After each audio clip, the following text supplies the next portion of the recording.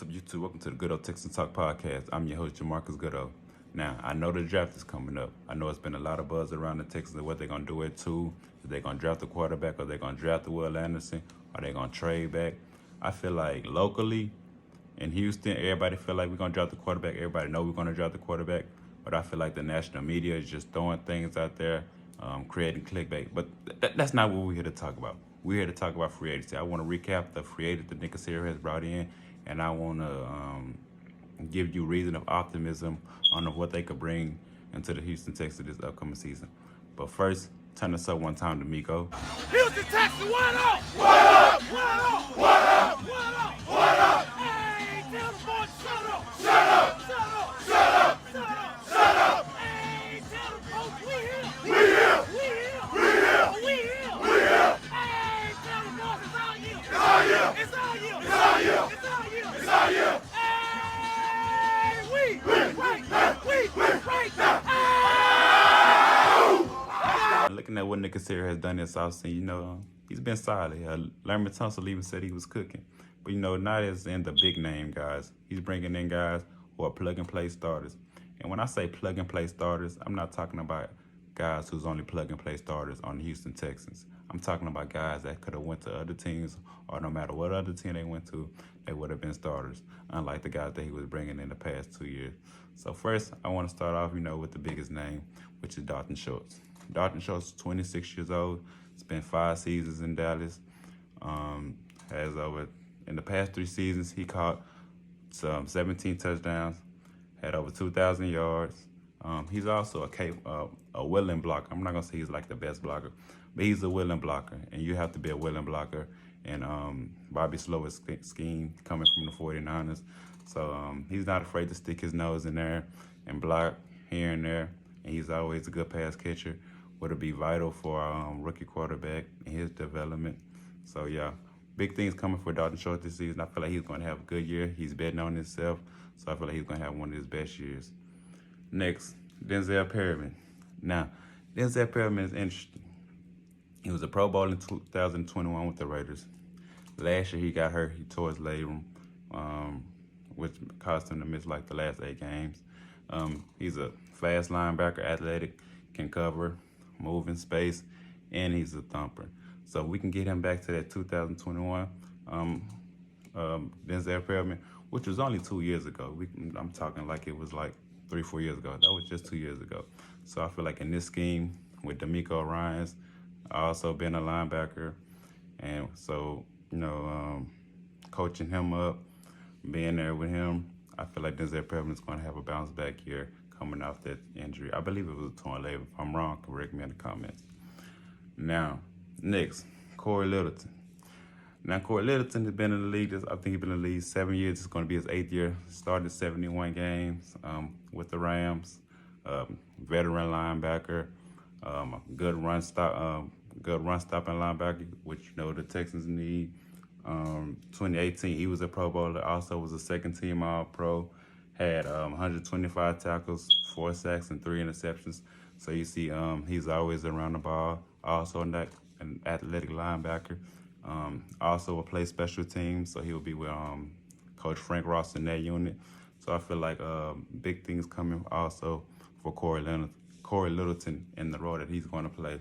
I feel like he's going to be at least our third linebacker. I feel like Christian Harris and Denzel Perryman will be our starting linebacker. But when we're going out 3 linebacker sets, Corey Littleton will be that third linebacker. I don't know what they're going to do with Christian Kirksey. I don't know if they're going to keep him for depth. I don't know if they're going to try to get draft compensation for him, but I don't know who would, want Christian Kirksey. So we'll see how that situation goes. Now, another big signing, Sheldon Rankins, another defensive player that add to the run stopping. They have him right next to Malik Collins. Sheldon Rankins know the defense. He played with Robert Saleh for 2 years, who was also in San Francisco with Demeco. Good run stopper. It was a stat here. It says when he was with the Jets, his run defense allowed 38.2 yards per rush when he was in the game, and he was out, it was 4.13. So you see how vital he is, to the run game which the Texans desperately need. Is nothing worse more than watching your team just getting ran the ball along, and you can't do nothing about it. It makes the game boring. So hopefully the Texans can be able to beef up that run defense and be able to stop the run with the addition of Sheldon Rankins. Now, Robert Woods. Robert Woods fits the scheme. He's also a good blocker, a good run after the catch guy. He a year removed from his ACL injury. A lot of people was talking about his numbers in Tennessee, but he still had over 500 yards and 2 touchdowns with this quarterback situation that was going on in Tennessee with Ryan Tannehill getting hurt and Malik Willis looking miserable out there. So I feel like Robert Woods has enough left in the tank. I believe he just turned 31 or 32, so he's getting up there in age, but I believe he's a proven starting veteran who can help this offense. Noah Brown. So Noah Brown is another wide receiver. He'll be an upgrade over the free agents we had, the Chris Moore, the Philip Dorsett's. He's a better receiver than those guys. Had a career year last year with Dallas Cowboys with 43 catches and 555 yards and 3 touchdowns. Noah Brown is also a good blocker too, so he'll fit the scheme with Bobby Sloak's offense. Next, we got Devin Singletary. Devin Singletary has rushed for 3,151 yards throughout his 4-year career. He's a change of pace back, can hit the hole, see a hole, hit the hole. Similar to Dameon Pierce, so Dameon Pierce will be able to spell the rock to somebody other than Rex Burkhead, and hopefully they draft the running back also. Jahmyr Gibbs guy. Hopefully they can get him with the 33rd pick. I'm not too high with drafting Bijan Robinson with the 12th pick, like other guys I have seen, like Landry Locker. But I do hope they can go after Jahmyr Gibbs, and that'll be a solid running back room for the Houston Texans. Next, Jimmy Ward. Jimmy Ward's been with Demeco Ryan since he's been in the league in 2017. I think Jimmy Ward has been in the league 9 years, though, so he's a veteran, been in the league a long time. Had his best season in 2021 with 77 tackles, and I believe he had like 2 picks. He's always around the ball, physical safety, can hit, can cover in the slot. Demeco loves him.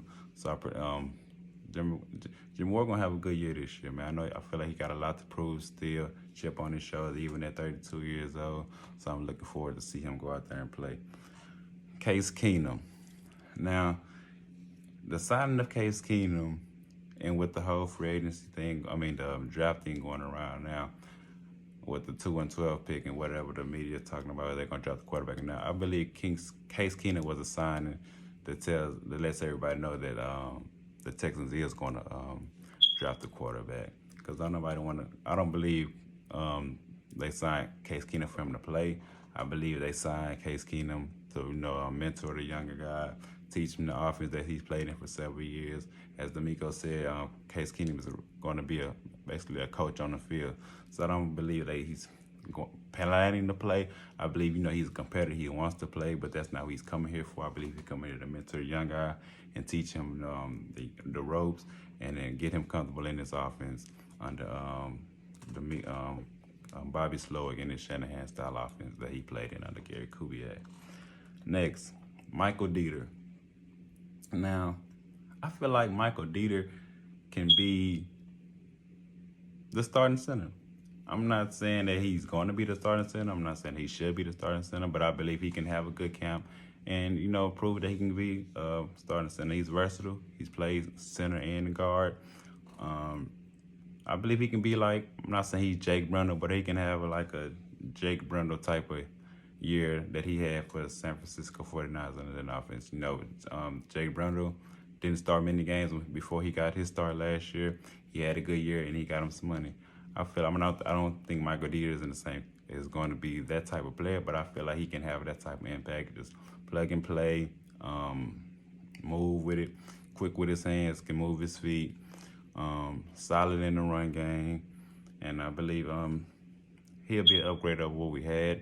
It'll be him, Jimmy Morrissey, and Quincy Berry on the roster for now. I believe they might draft the center, but if they don't end up getting a center in the draft this year, I believe at the end of the training camp, Michael Dieter will be your starter, and we'll see how it goes from there. Now, Hassan Ridgeway, underrated sign in my opinion. He's another big body run stuffer.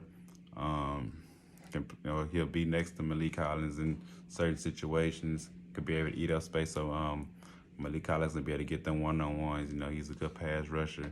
So I believe Hassan Ridgeway will be a good signing for the Houston Texans. Now, I really didn't want to get into like the guys that we have already that we re-signed, like the Tavierre Thomases, the MJ Stewarts, the who else we got, Derek Rivers, because we already seen those guys. But I didn't want to get on here and talk about the guys that we brought in free agency. Oh, trade also, Shaq Mason. Shaq Mason came from the Tampa Bay Buccaneers. We traded for him. He brought him in. Going to be a plug-and-play starter at right guard, replacing A.J. Cann, who we released. Shaq Mason is an exceptional pass blocker. He's also solid with a run in the run game. He had a run blocking rate of grade of 70.1. So he's good in the run game, but he's exceptional in the pass game. So that'll be a big boost to our offensive line. Hopefully Kenyon Green can come back and be a better player than he was, because he had a rocky, rookie season. He could in and out of the lineup, and he was hurt at the doing training camp, so I believe he was never got a rhythm. Then he went through that stretch of playing some of the best D tackles in the league. So I feel like he'll come back as a better player, and this offense will be solidified. Now,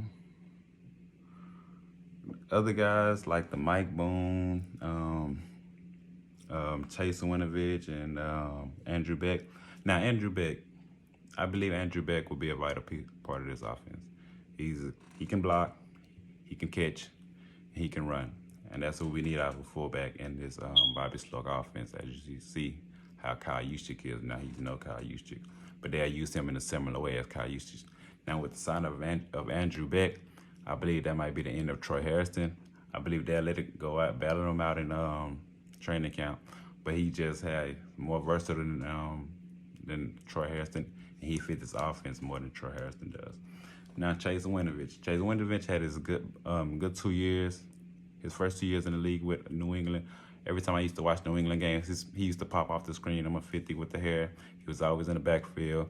He had 11 sacks his first 2 seasons in the league, and then after that he just flopped off a little bit. So I hopefully being in this defense, he can just put his head down and try to get after the passer, get in the backfield and make plays as he did his first 2 years. Get back to that Chase Winovich. He cut his hair. I don't know if it was the hair or what, but Chase Winovich, we need you to get back on it. Mike Boone, another running back. Feel like he was going to be a special team guy, maybe just a camp body. We'll see what they do with Mike Boone. So hopefully y'all these free agents can come through and have good years with the Texans. I actually like what Nick Caserio did this offseason. Most people is talking about how he's not giving out the big contracts or the 2, 3, 4 year deal, but most free agents don't even make it to their third contract. Most of the free agents be 2 years and then they either cut or trade it. So I kind of like what Nick Caserio is doing. He just really got the salary cap back right, so I don't want him to go spend money and then just mess it up right when you just you got it everything the way you want it to be after Bill O'Brien and Jack used to did what they did with the organization. But that's a conversation for a whole nother day. So like, share, subscribe. Good Old Texans Talk podcast, dropping more content. So just keep commenting, let me know what you guys think about the content, and I'm out.